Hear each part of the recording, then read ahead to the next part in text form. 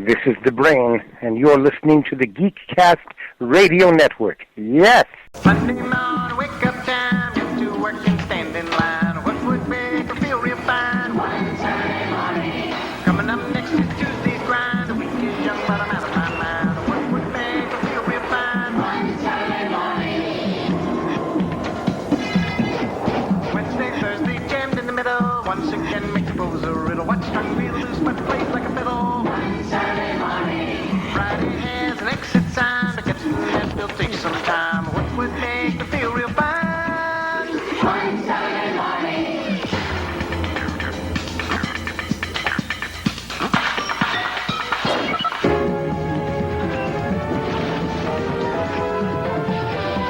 Five hours of summer, once a week. One Saturday morning. Yeah, 5 hours of summer is what we need. One Saturday morning.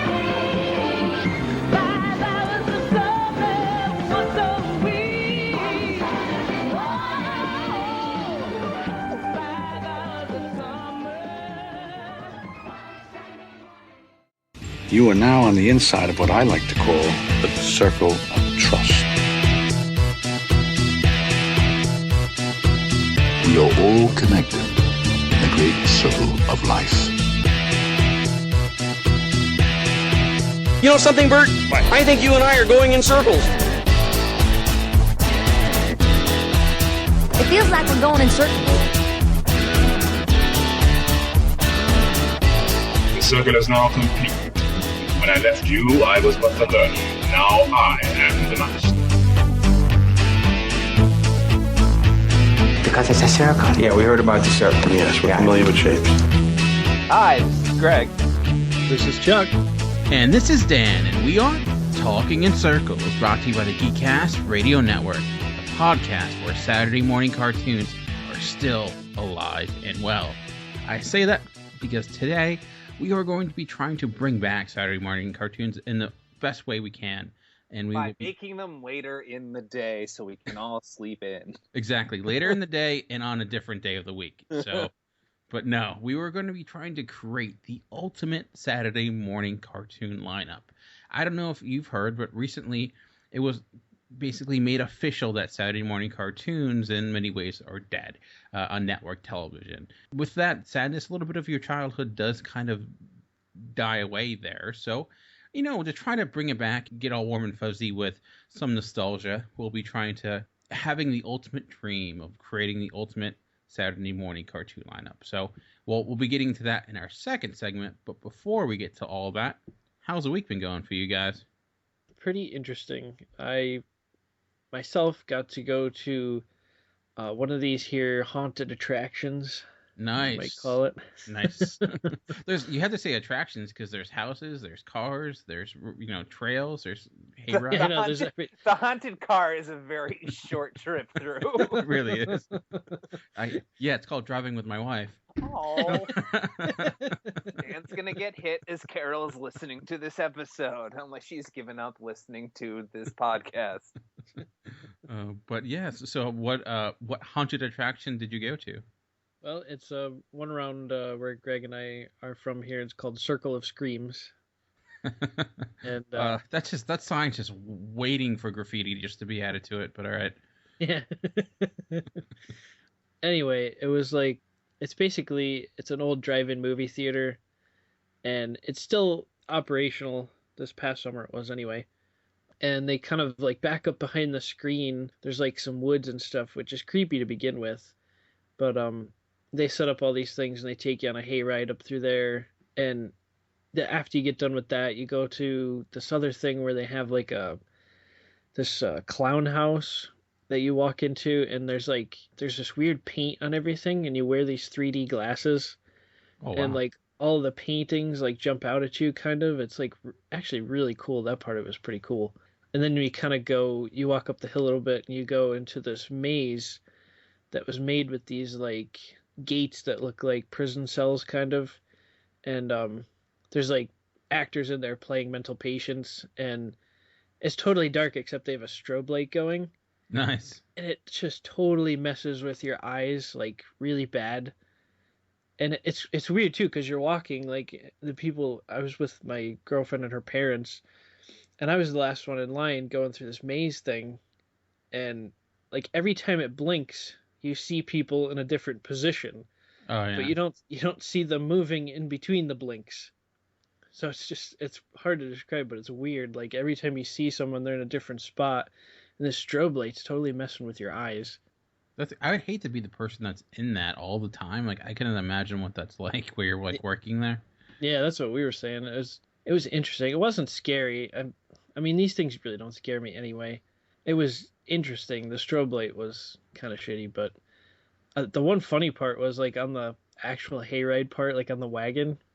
That part they didn't like jump out and try to scare you. It was more like they would stop at these little sets and they would have like a little mini play that they would put on or something, like that they would act out. And the one we kind of stopped, and this guy, really the only time someone tried to scare you, but this guy runs out of the woods, jumps up on the wagon, and he's like, "Ah, amigos."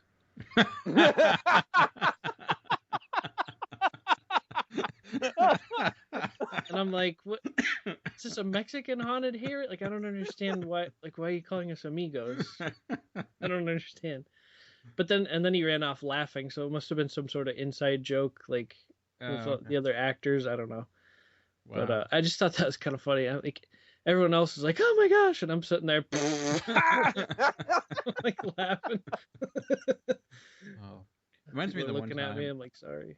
When we were on, I think you were there too, Chuck. When we were on some hayride, I forget where, and it was some place where it gets really dark and it was like you can't see anything. So I was young and stupid. I would probably hate the person that would do this now. But I brought out my phone and I just like lit up the entire thing. Yeah. I'm like, yeah. I was like, I was that guy. So. Ruining the magic for everybody, Dan. I know. It was back when, like, you know, cell phones aren't what they are now. It was like an old flip phone and barely had a, you know, you do that now with some of the, like my phone, like my Note now, it'd be like, it basically become daytime. So, but yeah, that's rather interesting. But so Greg, you've been doing any Halloween festivities as well? Not really. I'm not super into Halloween. You and me both. Yeah. Biggest thing that I did is we have a thing at work, which is going to be over by the time this podcast comes out. But my boss has this Halloween set up and everything, and I was the one that came up with it for this year. And we usually have a whole bunch of people come in, get their picture taken, and they get a free 5x7 of them in costume with this background that we have set up. And I have kind of a haunted mansion kind of feel going on. I got like this old chair, fireplace, this creepy wall with like a creepy picture of Edgar Allan Poe, and like every picture of Edgar Allan Poe is kind of creepy. So. Yeah, exactly. That's why I chose him. Plus, there's little ravens all around and cobwebs, and I put a whole bunch of candles up on the fireplace so it looks like there's some kind of weird seance thing going on or sexy time. Which will scare the kids to death. Or a sexy seance. You know? You can have a sexy seance. Those do happen, people. I'm sure that's a costume someplace. It probably is. Everything is sexy at this point. Hey, once you get sexy Ebola nurse, you got everything. So there's really such a thing, sexy Ebola nurse. Oh, there is. There is. I wouldn't want to sleep with that. That's about the biggest thing I really do for Halloween. Other than that, I've been mainlining Pop Vinyls again because more came into the mail. I've started on Jungle Book. I'm not sure if I said that I got Shere Khan. Nice. I've gotten Ka. Is it the Shere Khan from like Tailspin where he's like in a business suit and kind of badass? No. He's not in a business suit. He's naked. And like God intended him to be. Yes, and I've got a Blue, and then also I've got from the Disney Robin Hood. I have Robin Hood as a fox. If you ever seen the old Disney Robin Hood cartoon, yeah, he's pretty sexy. He is quite a fox.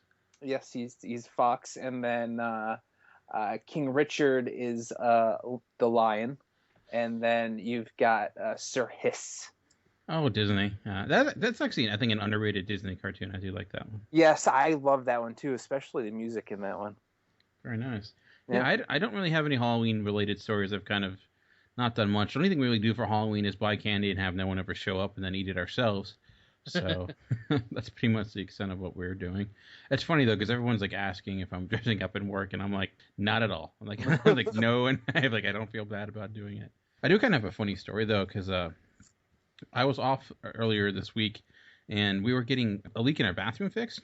Like, it was kind of weird because I was off and at home, and then people are coming in to get it fixed, so I was just kind of sitting down watching movies, and they were, like, doing all this work, and I'm like, it was kind of weird, but I couldn't really do anything. I'm not allowed to, help or anything like that. But the leak was in our bathroom in our bedroom, and in order to get there, you have to go through this pretty long hallway in order to make sure, like, nothing gets on the ground. The plumbers put down this, like, plastic on the ground so, like, nothing would spread. It was, like, almost like a trash bag in a way, but not quite.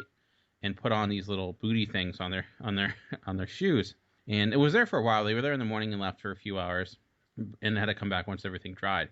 So, anyways, I had to go to my other bathroom and had to walk across this, and I noticed it was kind of slippery just in my socks. So, and I have a rather long hallway, and one that I can run up to, and being the adult that I am, I've basically made this into an adult slip and slide. I'm not gonna lie. And it was a lot of fun. Like, I got pretty far too. And the bad part was when I was doing it and they walked in and saw me and that awkwardness, and then just kind of like, I'm like, what up? Hey, how's it going? He's like, it's all right. We do it too. I'm like, all right, see. Didn't think you guys were coming back in. Didn't think leave this here when you go. Just making sure that this is sturdy.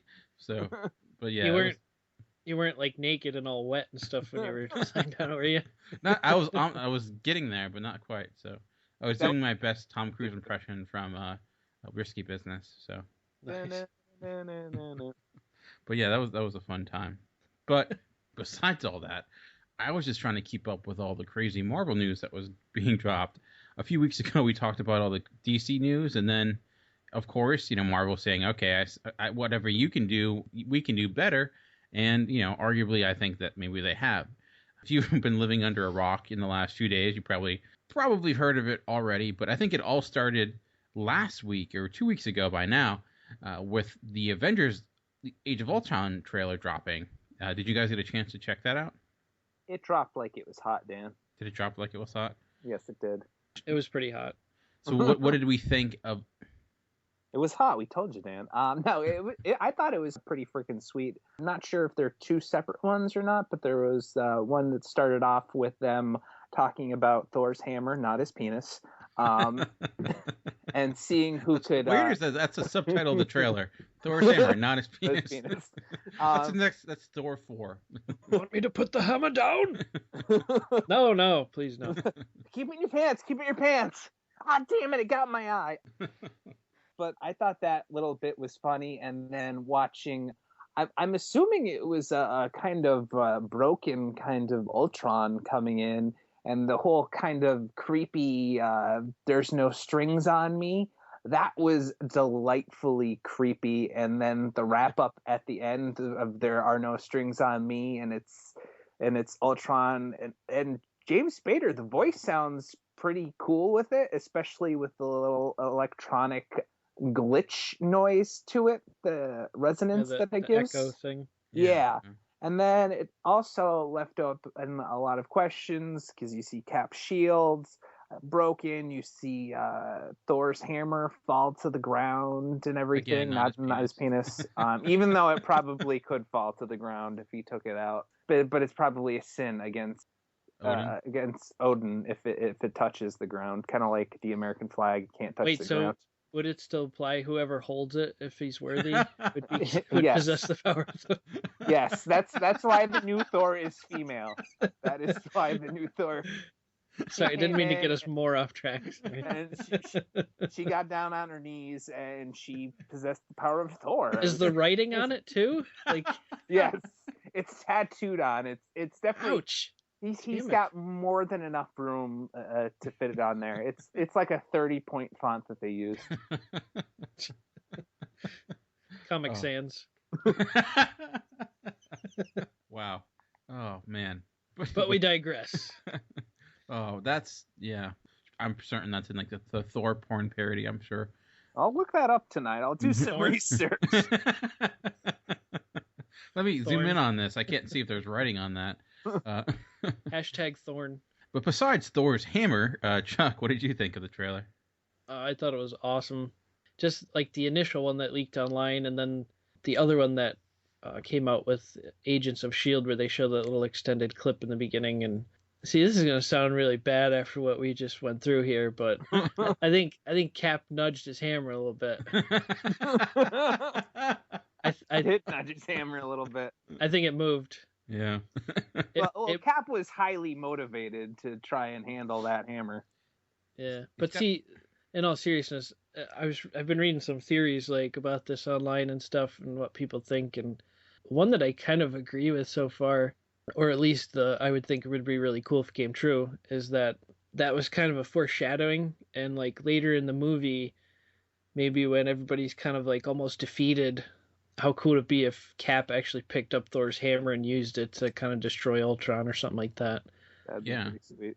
I also saw a theory because you see in that clip that Black Widow doesn't like lift up the hammer, that there's something like maybe that's leading to something, like maybe she's not lifting it up because maybe she actually can. I mean, I guess if anyone could lift Thor's hammer, it would be Scarlett Johansson. Notice that Tony Stark had to use toys to even. He didn't even get it up with toys. That's how.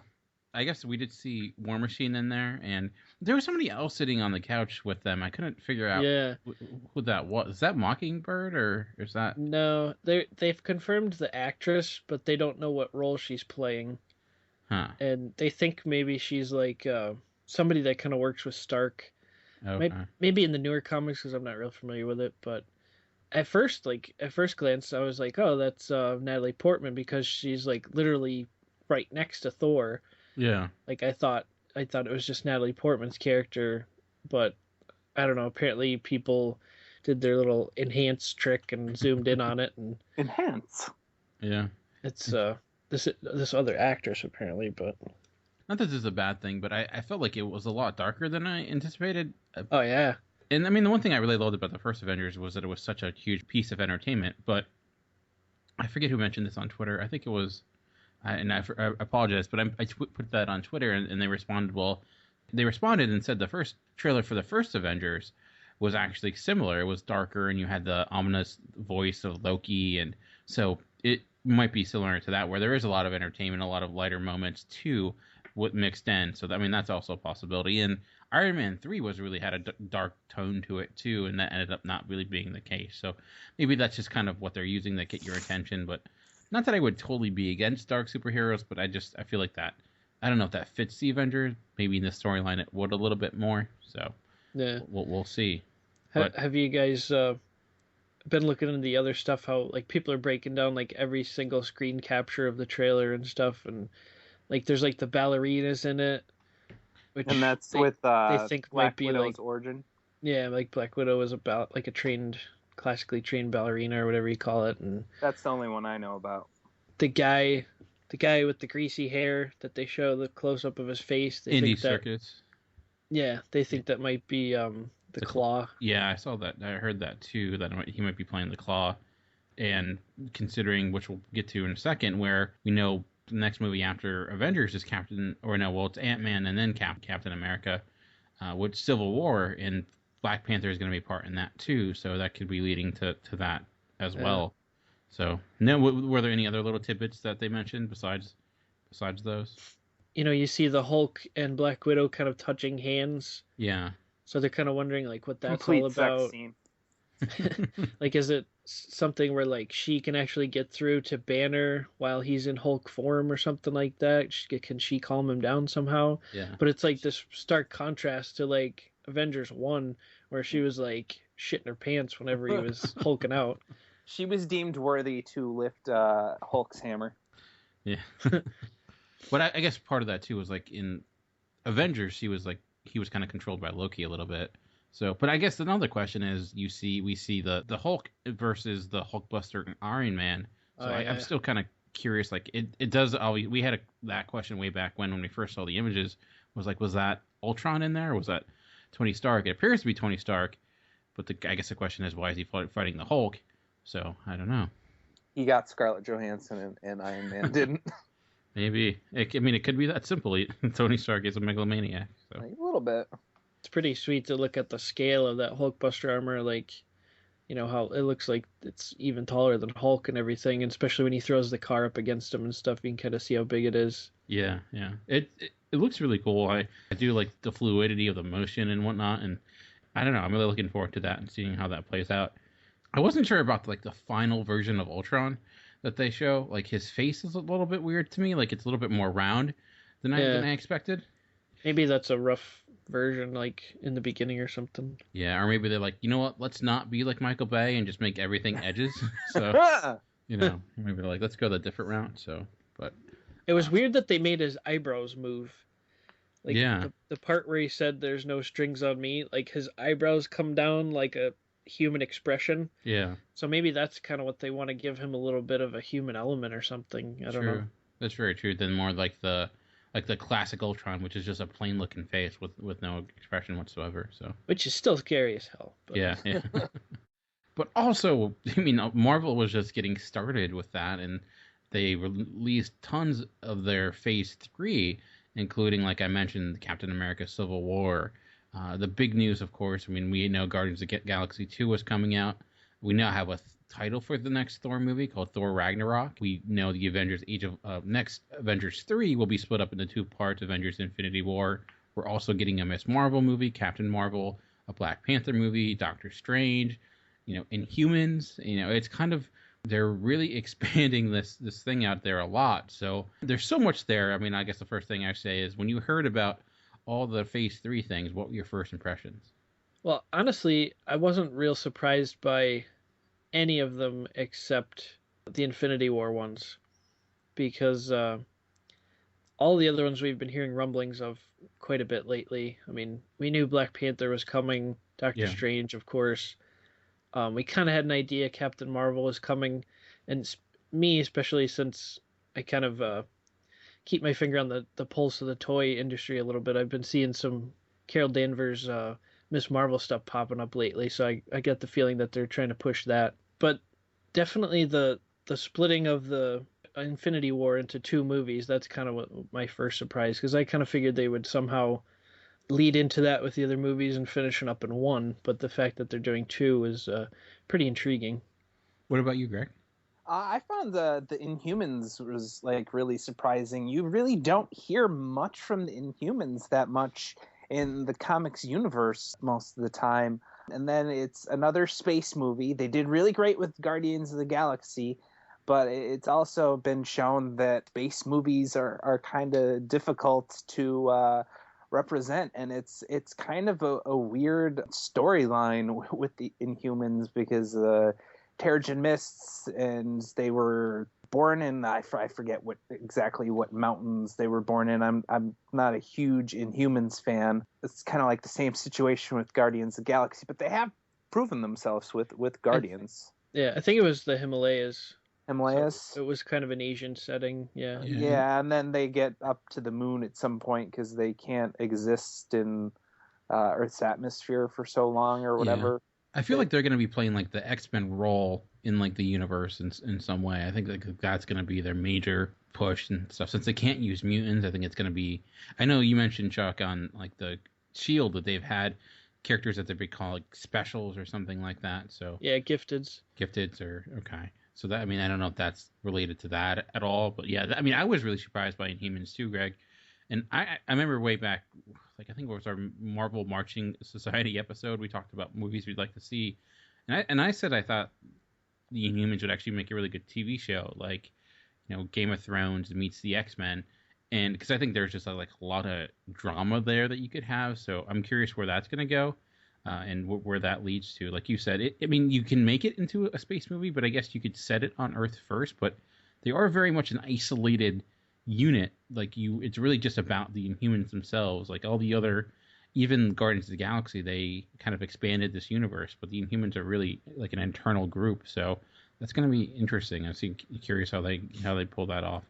Honestly, I wasn't surprised about the Inhumans, only because for the last couple of weeks, watching Agents of S.H.I.E.L.D. and reading some articles about that, there was beginning to be some rumblings that they're possibly setting up things about the Inhumans on Agents of S.H.I.E.L.D.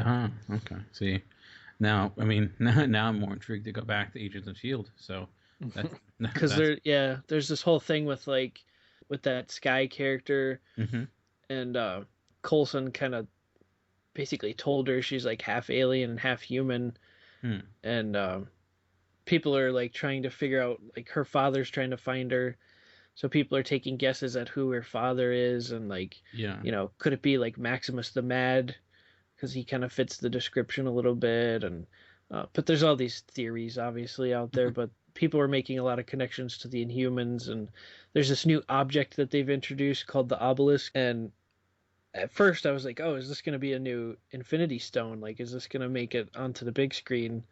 And then some people were talking about how, like, this could be like the Terrigen bomb or whatever. Okay. So I don't know. It's a whole lot of speculation, obviously, but I started to hear some Inhuman stuff thrown around. So when I saw that, I was like, oh, okay, yeah. Interesting. The other part too that I found interesting, I'm not surprised they're doing a Civil War movie, because we talked about that a few weeks ago, but I am surprised that they're putting it into a Captain America movie, and it's like not his own Avengers film. So guessing that means like the next Captain America movie is almost going to be a mini Avengers in some ways. Are we okay with that just being like a part of a Captain America story? Do we think that's enough to do that story justice? I don't think it puts enough of a divide, because one of the things about the Civil War is putting a divide in the superhuman community, and we don't even have a really big superhuman community to begin with, I don't think. Maybe Agents of S.H.I.E.L.D. has kind of doubled or tripled the amount that we get compared to the movies, but I don't think there's enough superheroes. The scope of it would be really, really limited, narrow, because you're going to very narrowed scope, because you're going to have 6 characters per se. Well, keep in mind, I know they asked, still don't know how to say his name, Kevin Feige or whatever, about the Netflix projects, and are those characters going to come into the movies? And he said anything is possible. He didn't give a yes or no. He just said anything is obviously on the table for us right now. So I know Civil War, there was a lot of street level characters involved with that, so that's a possibility. That's true. I didn't even think about that, because you have Daredevil, you have the Heroes for Hire, Jessica Jones, I believe. So, I mean, and that doesn't count maybe characters they could introduce too. So, even that's a possibility as well. So that's a good point. Yeah. Plus, like Greg mentioned, we now have Mockingbird on Agents of S.H.I.E.L.D., and then next summer we're gonna have Ant-Man. Not sure if they'll. Well, obviously, we're gonna have Vision, Quicksilver, and Scarlet Witch in Age of Ultron. So there's a few more that will be introduced by the time Civil War comes out. So I don't know. But will they also be included in this Captain America movie? Because, like we said, it's not an Avengers movie. It's a possibility, I guess. I guess that's the question. Maybe for like a more dramatic thing, it's going to be a more personal thing between Steve and Tony. Yeah, I think someone mentioned this in the comments a few weeks ago regarding maybe that at the end of Avengers 2, you're going to see Iron Man take the mantle of being leader of S.H.I.E.L.D., and for whatever reason, maybe Cap goes on the run. I don't know. I think we're going to find out a lot more, have a better idea of it by the end of Avengers 2. Maybe Cap disagrees with Stark's use of his technology, because he sees how it turned into Ultron, and So any chance? I mean, the infamous end of Civil War was the fact that Steve Rogers was killed. Do we see any of that kind of leading to possibly Captain America getting killed? I do. As much as I don't want to see it, I love Steve Rogers as Captain America. As much as I don't want to see that, I think it's a real possibility. And also because they've signed Sebastian Stan on for 9 movies, so maybe when Infinity War hits, somebody resurrects him with the Infinity Gauntlet or something. Who knows? I don't know. That's a possibility. That's one last thing, and then we can take a break. But just looking at the end of Phase 3, it almost seems like after the Avengers Infinity War, that maybe Marvel will be going away from the Avengers framework. Maybe they'll be going into something else, because it feels like the movies are becoming more and more isolated. Maybe the world will expand further, and they won't have the Avengers films, or they'll be looking a lot different. And they've already said that, eventually some of those people won't be coming back. So, yeah. And we know what Phase 3 is, but I think Phase 4 is going to be the really big challenge, because what do you do after the Infinity Gauntlet? That's a hard thing to kind of one up, It's like it's tough. I know one of their main focuses is like shifting the roster of the Avengers, and like you said, you have to deal with real life, and the actors obviously don't want to play those characters forever. But something that happened in the comics was that the roster was always in flux. Yeah. I mean, you kind of, for the most part, you always had Captain America and Iron Man, but you had a lot of characters come and go, so I think they're going to try to do that and go in different directions. Yeah. It's going to be tough. Maybe they'll, move away from the Avengers and go to the Defenders, And yeah, that's true. I know the Fantastic Four is not theirs, but they could try to bring it back, I guess one thing, too, I should mention, we do know who Doctor Strange is. We talked about... Oh, they officially said it was him now? Yes. So I heard he was in the running. He was like one of the last ones in the running. The press release I saw made it pretty evident that he was. Of course, that could change, but it seems like that Benedict Cumberbatch will be Doctor Strange. I'm kind of excited about that. Yeah, I mean, we mentioned Ewan McGregor, which I thought would be good, but I'm all for Benedict Cumberbatch playing that part, so that's kind of cool. And we also know who is going to be Black Panther, which is going to be Chadwick Boseman. Yeah, Chadwick Boseman, who played Jackie Robinson in 42, and Jackie Brown and the Get On Up, and now Black Panther. So that one I'm more excited about. I really like him as an actor. Yeah, ever since I saw Chiwetel Ejiofor in Serenity, I thought he'd be the ideal Black Panther. But I'm okay with Chadwick Boseman. I did like him a lot in 42. I haven't seen Get On Up, but I'm excited for that too. So. Wasn't he in 12 Years a Slave too? He may have been. I'm not. I thought I read that. I'm not sure. I think he was in Red Tails as well. So I'm not. Oh wait, that's perfect. Anything else about the Marvel stuff we wanted to go over? Not so much Marvel stuff, but another movie announcement that I'm super excited about. 2017 My Little Pony movie. Nice. Do we know? Is that Do we know who the pony pony's going to be? No. How expansive is that universe going to be, you guys? Oh, it's going to be huge. Then they're going to get into unicorns, and it's just going to take off from there. Will that come into... I can't even think of another thing that would go with My Little Pony. I have no idea. Strawberry Shortcake. Also, will there be a crossover with Strawberry Shortcake? Strawberry Shortcake will come, and then Pound Puppies. Is that Garbage Pail Kids? Yeah. Cabbage Patch Kids. Yeah, man, Care Bears. I'll mark that down, but there is a lot coming out. So, but speaking of My Little Pony, oddly enough, maybe, who knows? And in DuckTales, we'll be getting into plenty of Saturday morning cartoons in just a bit as we try to create the ultimate Saturday morning lineup. But before we do, we're going to take a quick break, so we'll see you in a second. After these messages, we'll be right back. Mr. Turtle, how many licks does it take to get to the Tootsie Roll center of a Tootsie Pop? I never made it without biting. Ask Mr. Owl. Mr. Owl, how many licks does it take to get to the Tootsie Roll center of a Tootsie Pop? Let's find out. 1, 2, 3. How many licks does it take to get to the Tootsie Roll center of a Tootsie Pop? The world may never know. Kids play harder than anybody else, and there's nothing like a kid's big burst. Oh yeah, I'm on my way. You can feel it coming on, and you got to have some. Here I come to save the day. Got to have some now. Kool-Aid to the rescue. The one for a kid's big thirst. So I see, refreshing and bright, yeah. You got to have some more. All right. It's Kool-Aid to the rescue. The one for kids. Kool-Aid brand soft drink mix. For a kid's big thirst. Rebo's got the beat, and the band plays on. You can relive it all with Kenner's Star Wars Return of the Jedi Collection. Introducing Cy Snoodles and the Rebo Band. Jabba the Hutt action playset sold separately. Play it again, Cy. Starring Cy Snoodles, Droopy McCool on clarinet, Max Rebo on organ. Ribbit Rebo. Dance, Droopy. happy? It's your last, little snoodles. Whoa! New size Snoodles in the Rebo Band. Jabba the Hutt action playset sold separately from Kenner's Star Wars Return of the Jedi collection.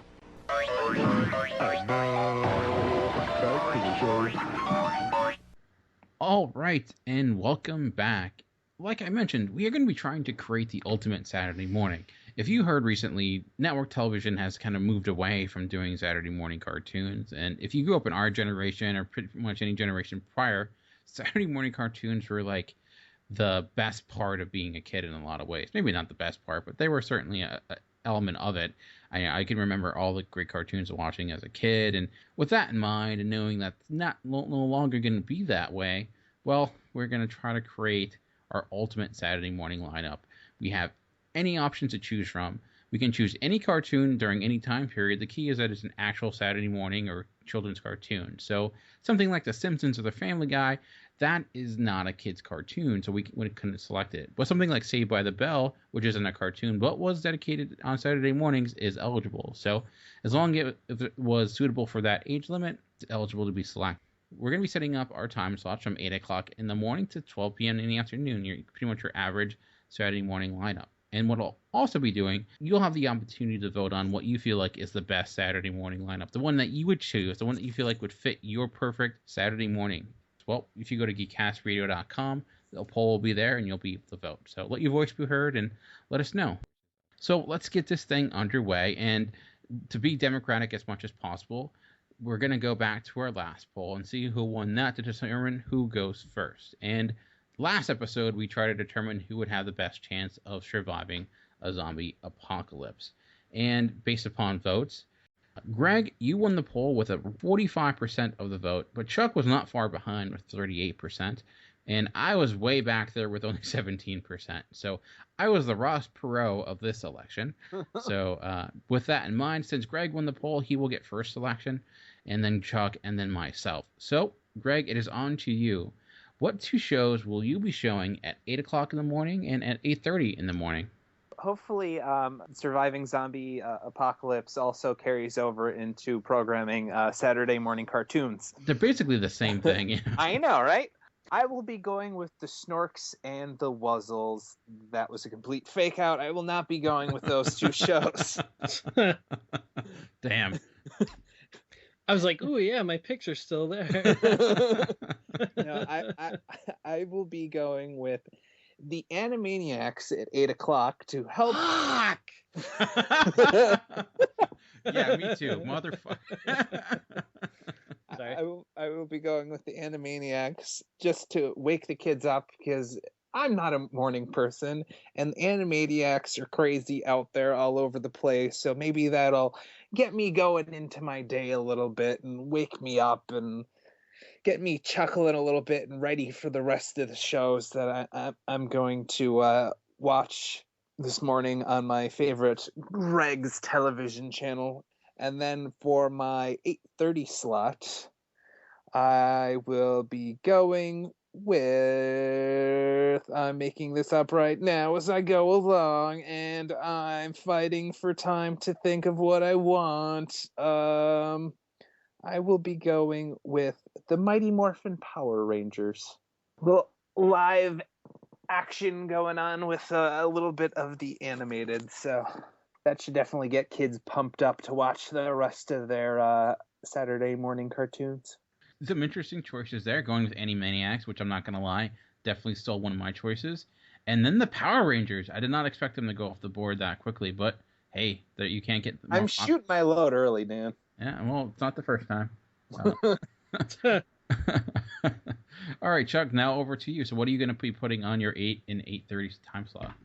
Ooh, very interesting. I'm not going to lie, Animaniacs was on my list, but I have many to choose from, so... I think I'm going to go with another heralded pick. Hopefully I'm not stealing it from you, Dan, but I think for my 8 o'clock slot, I'm going to go DuckTales. Ooh. That is one of my options, but yeah, I can't fault you there, so. Can't go wrong with little DuckTales. Everybody loves that. Ooh, I'm surprised we did not do the sound effect, so. The best cartoon theme song ever, at least it's up there for sure. Let's see. How do you follow that up? That's a tough one to... yeah. The 8:30 time slot. I think I'm going to go with arguably the second best theme song, Chippendales Rescue Rangers. I was just thinking of that one. Chippendales Rescue Rangers, Chippendales. Yeah. You can definitely tell we're 90s. All right. Rescue Rangers. Somebody stop him, please. Somebody stop me. Very nice. You can definitely tell we're 90s kids. All four things chosen so far have all been 90s. I think everything's from the 90s on my list. Yeah. I'm gonna buck that trend and go really old school. Going with a classic, a tried and true original. Greg, you have Animaniacs, and this one definitely has a lot of roots. The Animaniacs has a lot of roots within this cartoon. Yeah, I'm going with the Roots miniseries. Animated Roots. Oh, God. This took a turn for the worse. Yeah, it really did. It's up there with Anne Frank pooping in a bucket.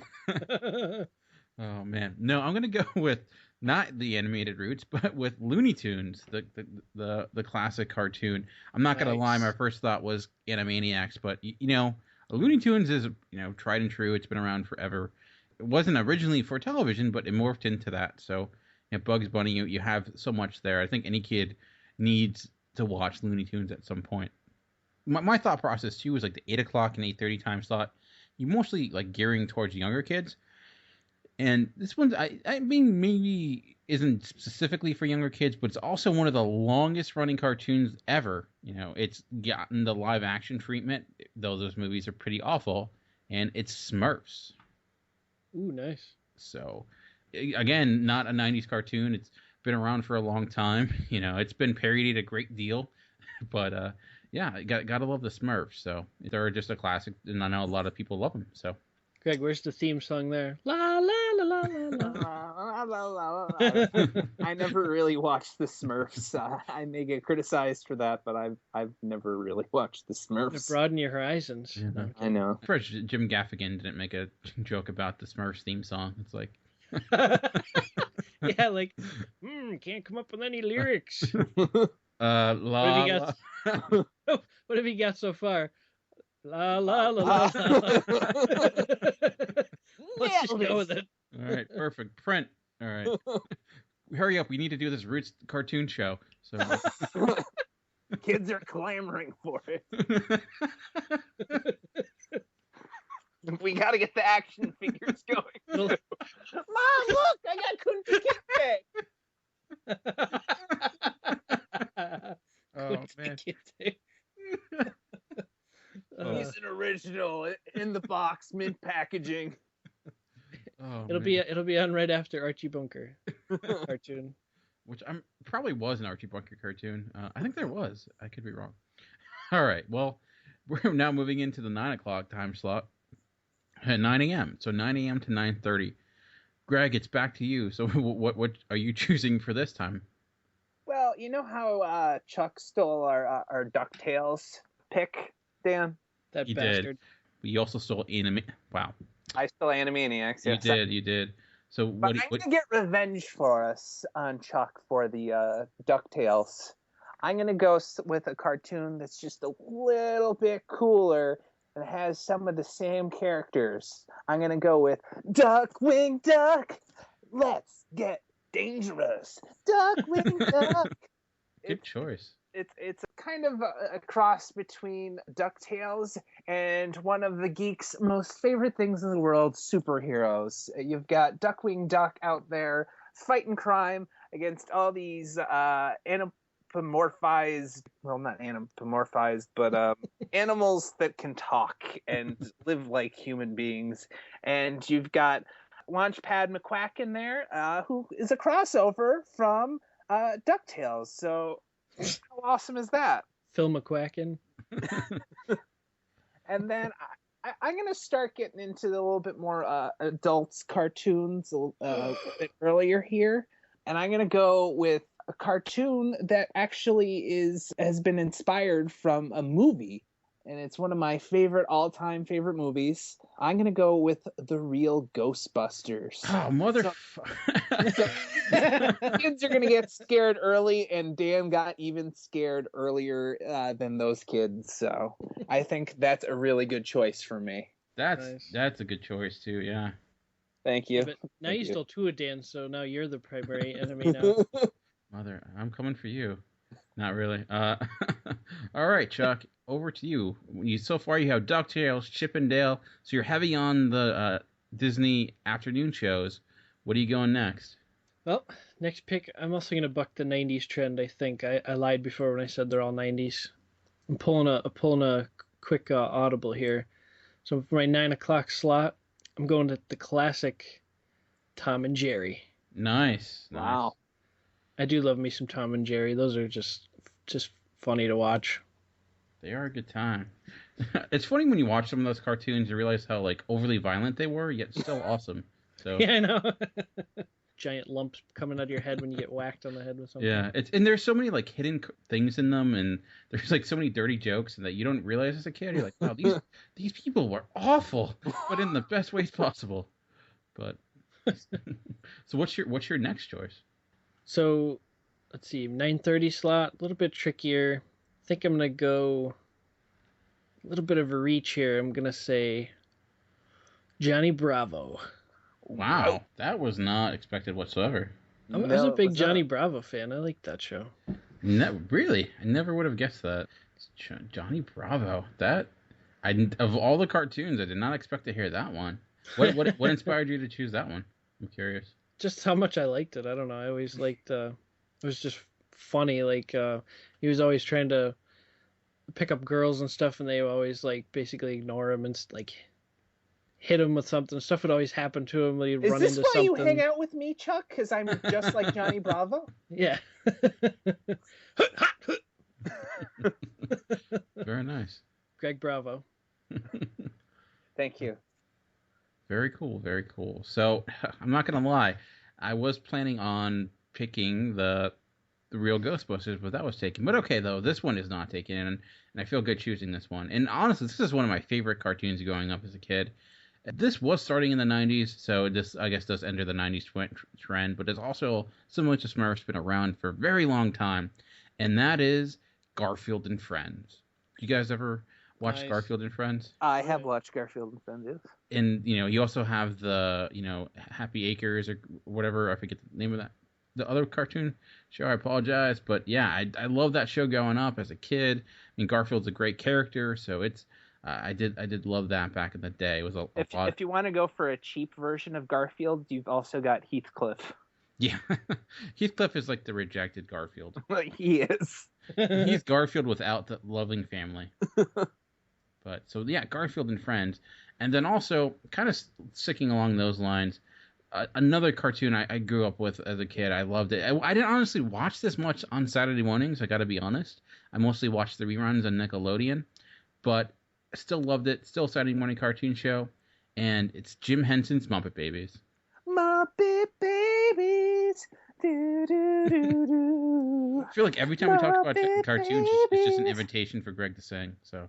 But yeah, I love it. And what's interesting about Muppet Babies is that it hasn't been released on DVD a lot because of all the licensing issues it's had. Because it's a lot of the shows have like clips of Star Wars and Indiana Jones. And honestly, I think some of my first interactions with Star Wars was because of Muppet Babies, and it's just a great cartoon, and I love it. So I had to do a little bit of a dive here because I thought I would be able to get Ghostbusters, but you know what? Muppet Babies, I think it's better. I said it. I'm saying it. It's been said. All right. So next we have our 10 o'clock. So we're getting a little bit earlier in the day. This is the time, getting near the time that Greg wakes up during the day now. So, lazy son of a bitch, Greg. So Greg, 10 o'clock and 10:30. What are you choosing? I figure I'll after the Real Ghostbusters, like not a lot is going to affect these kids. So what else are they going to be scared by throughout? Like what else is going to wake them up?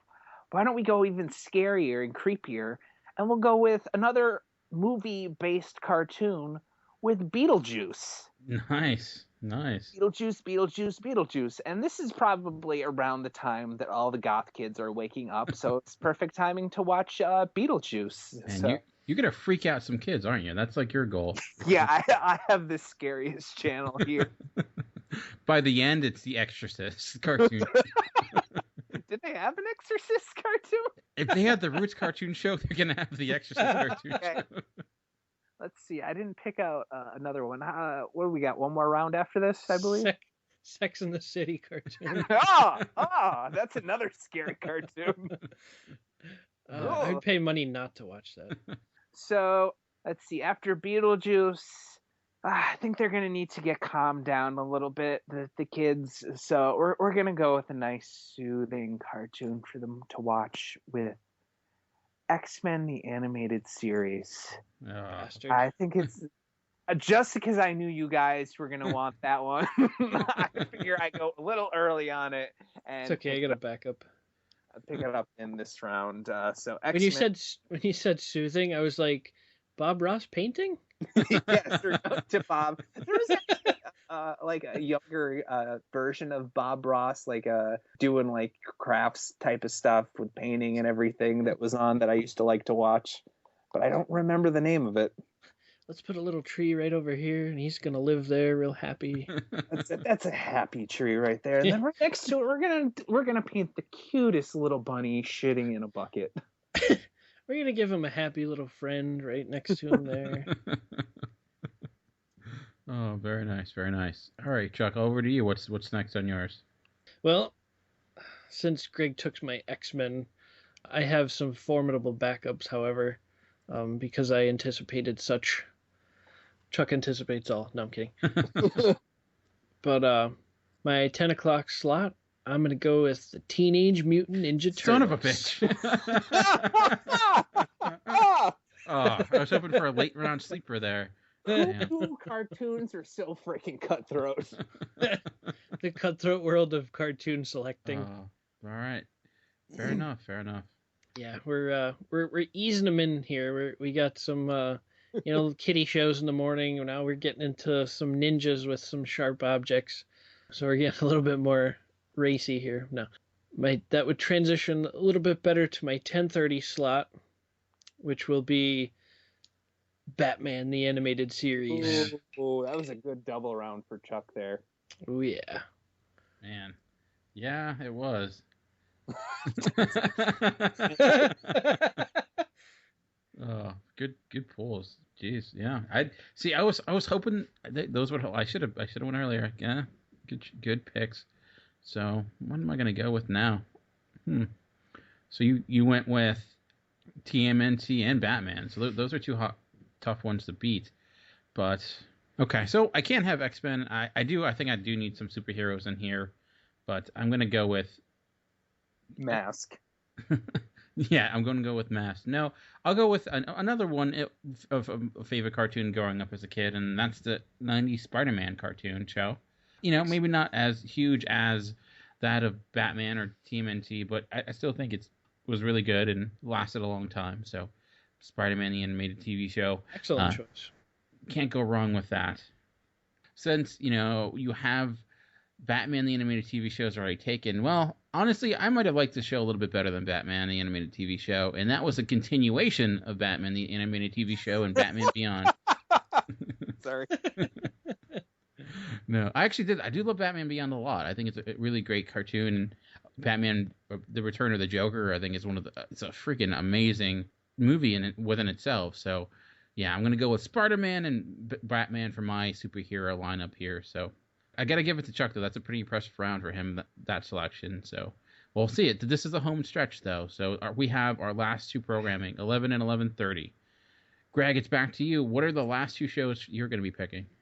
So, I'm going to go with the pick here that I haven't really watched, but I know it's going to get a ton of viewership, especially for people that are a little bit younger than us three. like I said, I haven't really watched the show, but I know it's hugely popular and it still has a huge cult following, and that is Pokemon. Ah. Yeah, I know neither of you guys are going to pick it. I know it's got a huge following, so I'm going to go with Pokemon. And then for my last cartoon, I'm going to go kind of really adult. Well, not adult, because adults would think it was stupid and restrict kids from watching it for the most part, because I know I was when I was little. And that is Ren and Stimpy, another very cult classic cartoon. And it's later in the day, so a little bit more of a grown-up kids could view that one. Yeah, I did like Ren and Stimpy. They had some really like interesting cartoons too, like inspired by Ren and Stimpy for a while that Fox had. Remember there's like Super Dave, which was kind of similar, and it was interesting. Runs over the neighbor's dog. It's log, log, log. It's log, it's log. I remember like that. It's good. It's log, it's log. As a kid, like that show freaked me. So as an adult, it's a freaky show, but yeah, it is a little. Somebody was on an acid trip doing that cartoon, I believe. No doubt. All right, Chuck, you had an awesome round last time. What are you going with now? Whew, this is tough. I have some great prospects here for the last 2 slots. That's what she said. See, I'm afraid to go younger because I have a couple of good younger ones. But then again, maybe the older kids wouldn't sit there and watch cartoons the whole morning. So maybe they only the older adults. Yeah. Chuck's going with Barney. Well, let's see. The last 2 shows, we had a very strong superhero round last time with Ninja Turtles and Batman. I have a couple shows in mind.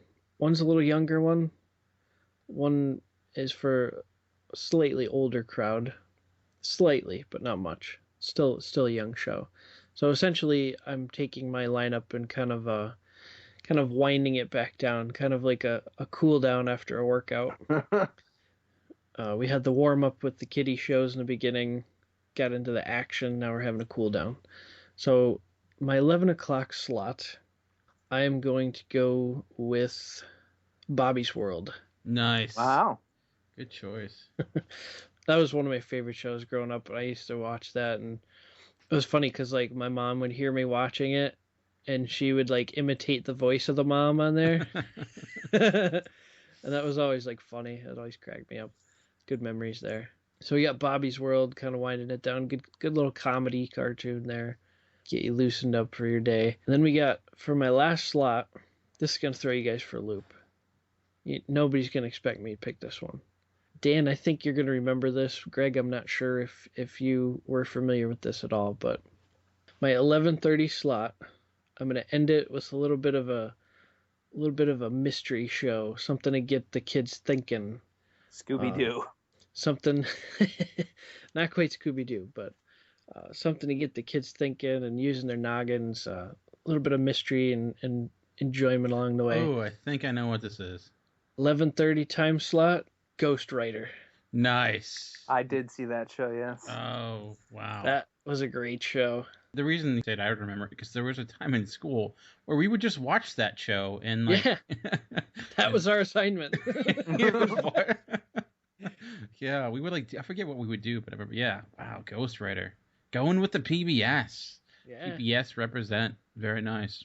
Yeah, I think it ran from like 92 to 95 or something like that. So another 90s show, of course, but Bobby's good stuff. Ghost Rider.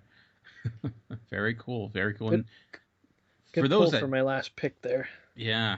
For those that don't know, I mean, there's some people that may not be aware, Ghost Rider was like a PBS show, was live action, had kids who basically would talk to a ghost who would help them write things.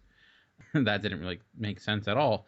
But it was like this floating orb yeah. thing, but it would communicate with kids by like text, like any sort of text written on paper or on a computer or something like that. And like it would give the kids clues as to like how to solve like certain mysteries and whatever. The ghost also has Twitter. Yeah. And they also burn those kids as witches also in the show. So I think you could like follow along during the show and try to like figure it out yourself, right? Yeah, you could try to like solve the mystery. That's what we did as kids, because I think a lot of it was used for like trying to use clues to inference and all that stuff. So yeah, I haven't watched that in years, but yeah, I remember really liking that show. So I'm rather surprised by that. I'm not gonna lie. So that did come out of nowhere. So I got to hit this one out of the park. So I finally want to win one of these, and I think I'm gonna do it. And I'm not gonna lie, I'm gonna cheat a little bit because I'm gonna appeal to, I know, which is a big part of the Geekcast radio crowd, and that's the Transformers fans. I know there's tons of people who love that cartoon growing up, especially the founders of Geekcast Radio. So that's what I'm going with for my 11 o'clock. I'm going with the good old G1 Transformers. That was, huge during the day. It launched the franchise that we know. I know it's not the greatest cartoon in the world, but I think nostalgia will kick in for a lot of people. So I honestly never really watched Transformers as a kid. I watched Beast Wars. So I thought about going Beast Wars, but I figured Transformers is more of the universal name. So, but see, that's what I think of when I think of my brother is Transformers. He used to watch that, so I wasn't interested in watching Transformers because my brother liked them. Yeah, my brother did too. I watched a little bit of it, but I could never get into it. I did like Beast Wars a lot, though. I don't know. I think that was a generation before us, or I don't know, whatever. I just couldn't get into it. But I'm ending with another one of my childhood favorites. I don't know how popular this cartoon show was during its time, but I think it's got a lot of following growing up. It had a lot of random humor, kind of like with Ren and Stimpy. Maybe not as gross out as that of Ren and Stimpy, but it's a lot of absurdity, no doubt. But it's a show that's a lot of fun, kind of in the comic book realm too, and that is The Tick.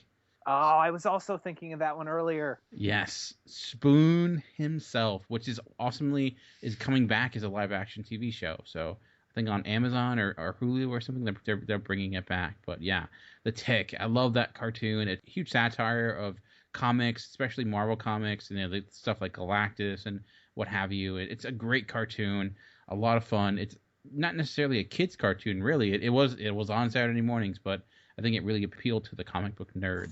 So let's run down the lineups here real quick. So this is the Greg Cartoon Network.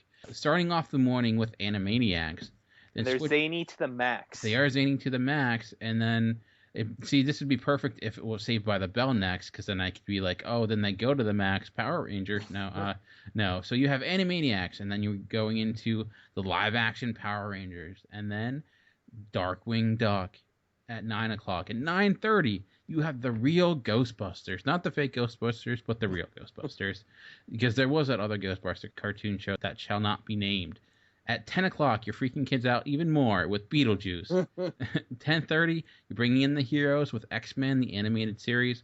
11 o'clock, you're going across the pond and across the nation with Pokemon, the animated series. And at 11:30, you're again freaking kids out with Ren and Stimpy.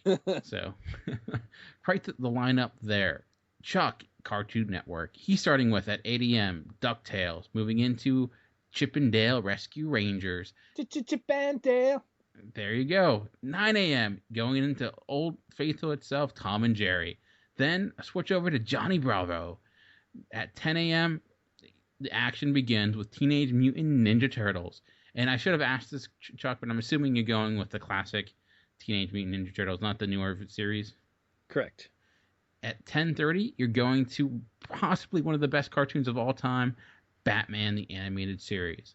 11 o'clock, you're kind of slowing things down for the kids again, going to Bobby's World, and then finishing off with some education with Ghost Rider, not Ghost Rider, the animated show, but Ghost Rider. Man. You should get points off for getting an educated education show.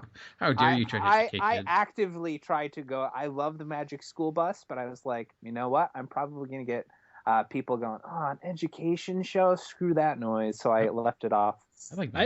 I like the Magic School Bus. I thought that was cool. I do too. But let's be honest. Like, I know at our high school, or not high school, but if we did watch the Ghost Rider in high school, that'd be sad. But probably not far off, but yeah. We didn't learn anything from it in elementary school either. We were just like, oh, TV. Yeah. Yeah, I mean, education stuff can be fun. Like PBS had some good stuff, I remember watching Wishbone as a kid. That was a good time. And that dog is dead. So there you go. Where in the world is Carmen Sandiego? Oh, man. That's awesome. I didn't pick that because I wasn't on Saturday morning. They did have a Saturday morning cartoon show, which I liked a lot too, but it wasn't on for very long. All right, so lastly, my Cartoon Network. I'm starting with Looney Tunes and then going to Smurfs. Keeping with the comedy at 9 a.m., I'm going with Garfield and Friends, and then Jim Henson's Muppet Babies. At 10 o'clock, I'm going into the superhero realm with Spider-Man and then Batman Beyond. And finally, I'm finishing off with the infamous Transformers and then lastly, the hilarious Tech. So all those, I will be putting up a post on geekcastradio.com with more of the listings of all the different cartoons, so you can try to vote for who you think is best. So, how about real quick? Did you guys have any 2 or 3 or 4 honorable mentions? Yeah, I was thinking about Samurai Jack. I almost picked that. G.I. Joe. I thought about Saved by the Bell, honestly. Yeah. I didn't really watch that much as a kid. I know a lot of people blame that as the killer of cartoons, so I was worried people would not choose that. I don't know. Did you guys have any other honorable mentions? Doug. Real yeah. Monsters. Angry Beavers. This was there. That was probably about it for me, I guess. What about you, Chuck? Yeah, I definitely had some. I know one of them, a couple of them you guys took, but the ones that weren't taken, I wanted to mention Justice League. Yes. Oh, yeah. Yeah. Like that one a lot. And then a newer one that I really, really liked, though, and I think it would have been great back in the 90s, but that's Avengers Earth Mightiest Heroes. See, I was not a big fan of Avengers Earth Mightiest Heroes. Really? Yeah, I didn't like the whole, them changing into, Power Rangers. I don't know. I don't know why that was. Wait, what? Who did that? Oh, no. I'm sorry. I'm thinking of the 90s Avengers cartoon. Yeah, no, not that one. Yeah. You're right. No. I do like the newer one. Well, it's not the newest new one, but the one. No, the newest one is Avengers Assemble, which isn't quite as good, but Earth's Mightiest Heroes. Yeah, I like that one a lot. Yeah, I liked how they mixed in the movie universe with the cartoon universe.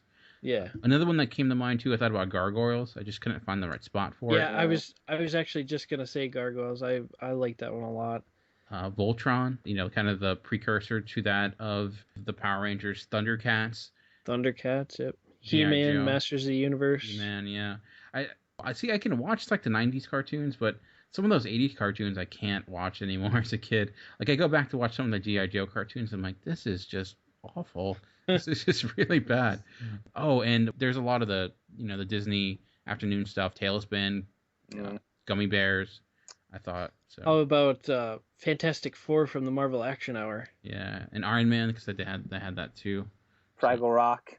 Ooh, Fraggle Rock. God damn it. Didn't even think about Dance that. cares away. Worries for another day. Let the music play. A couple that I always liked was Down I always Fraggle liked Rock. what was it? Courage Down the Cowardly Fraggle Dog. Rock. Yeah, that was good. And then Eek the Cat. I loved Eek the Cat. Yeah. I loved this cartoon Fillmore, Recess, some of the stuff that ABC had. The one Saturday morning stuff, I thought they had this really good show too, which was The Weekenders, and it was a science court TV show, which was again educational. So I didn't, I shied away from it, but that was interesting. Bill Nye the Science Guy. Yeah. Bill. Oh, what was the other guy? Nye, the Beaker or whatever, guy. the guy who was like Bill Nye but not as good. I don't know. I forget. Are you talking about Beaker from the Muppets? No. Oh, you know what? Also, Hammerman. Should have chose that. Hammerman? The cartoon from MC Hammer? No. You don't remember that? No, or Sports Heroes, starring Michael Jordan, Wayne Gretzky, and Bo Jackson. Bo knows cartoons. Yeah, and of course, Wayne Gretzky had a killer mullet and everything, so that was awesome. But That's also educational. Don't get a mullet.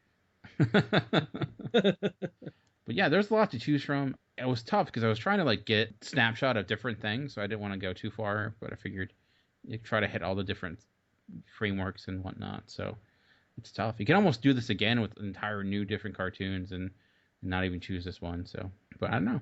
It was fun.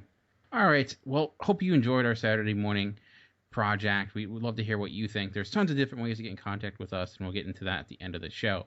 Before we go, we like to end each episode with a letter, and this week we are entering back into the Unknown Saga with episode 11, Taurus.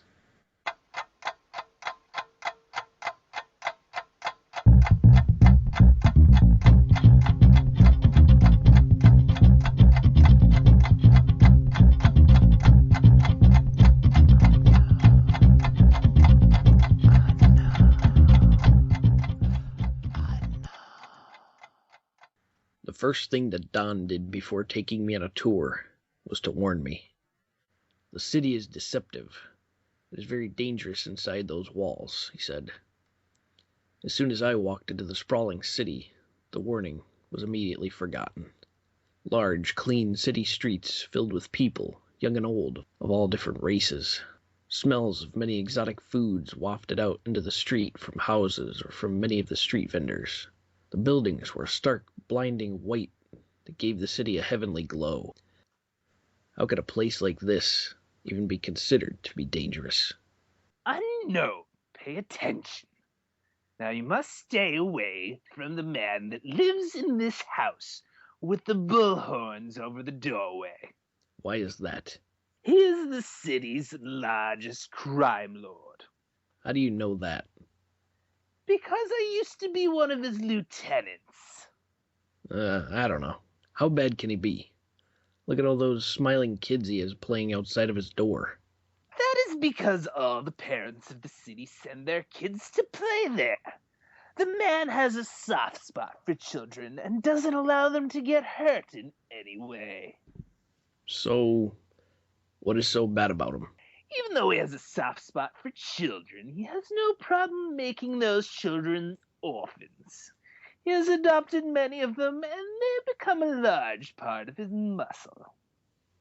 Wouldn't the kids try to kill him for revenge? Some have tried, but most are too scared to attempt it. Others are too young and realize what has happened, and when they do find out what happens as they age, they have already been so thoroughly brainwashed that they don't believe that it happened to them. Now enough of these questions. We must hurry along before I am spotted. I know a place we can stay, so come along. Hey, mister. Yes? Why you dress so funny? What do you mean? And then it dawns on me that I'm wearing clothes from my own time that must look completely foreign to these people. I'm a traveler, and I come from a distant land that many have never heard of. It was the quickest lie I could come up with. Who knows what kind of scientific time travel mess I could cause. Where do you come from? Do you have monsters there? I come from a place called the Unknown. There are some monsters there. Do you fight with them with that? The child reaches out for my gun, and I overreact and slap the child's hand away. It wasn't hard, but it scares the child, and he cries.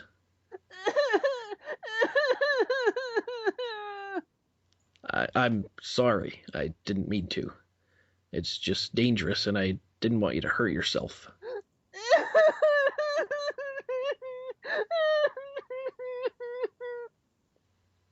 A very large man approaches. I think it's time for you to move along, sir. Remembering what Don has told me, not wanting to start a scene, I apologize and do as I'm told. As I walk away, I realize that Don is gone. He walked off without me. I hope nothing has happened to him.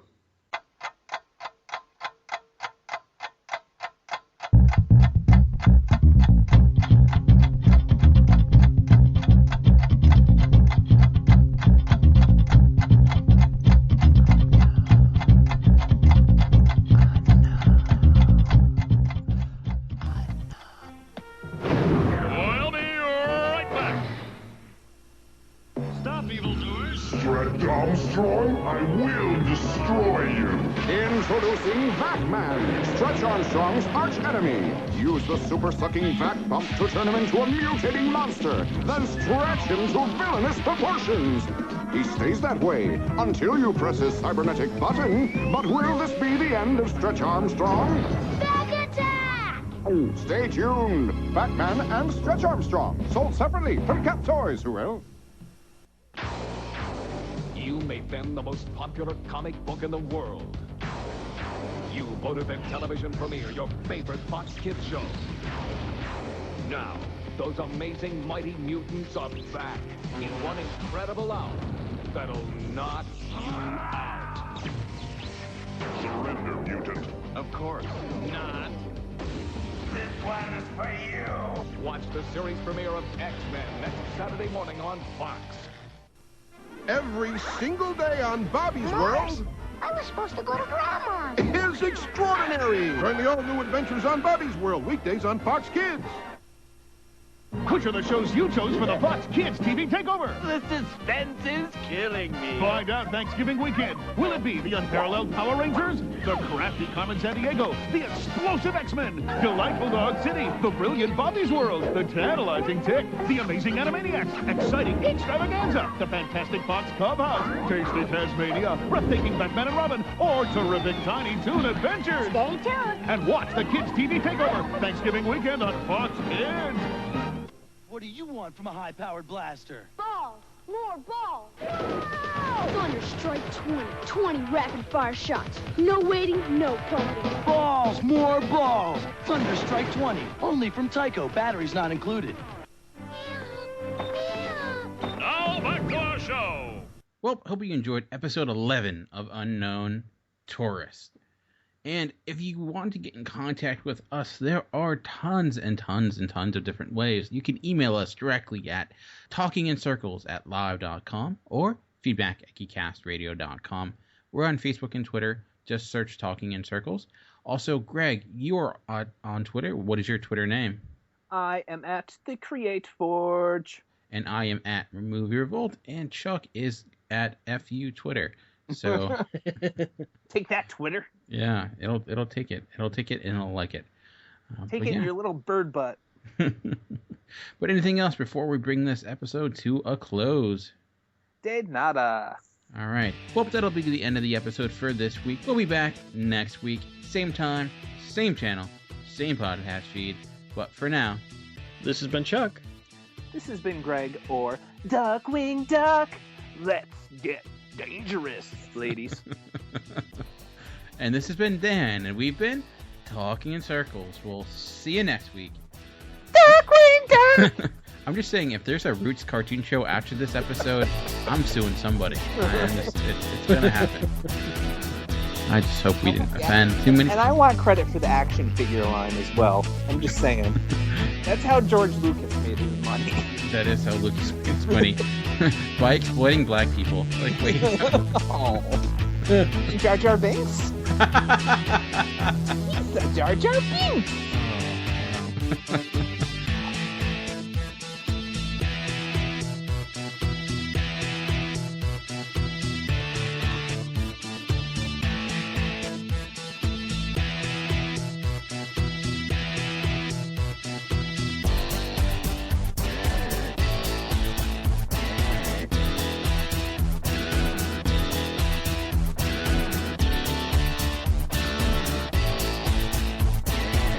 Buildings were stark, blinding white, gave the city a heavenly glow. I forgot light in there. Sorry. White light. Oh, okay, let me reset. The buildings were a stark, blinding white light that gave the city a heavenly glow. No, maybe. Chuck? Yeah. It actually doesn't belong. I just reread it again. Yeah. Sorry. The buildings were stark. Greg can't make up his mind. No. Just kidding. The buildings were stark. Greg should actually read this stuff before he says that.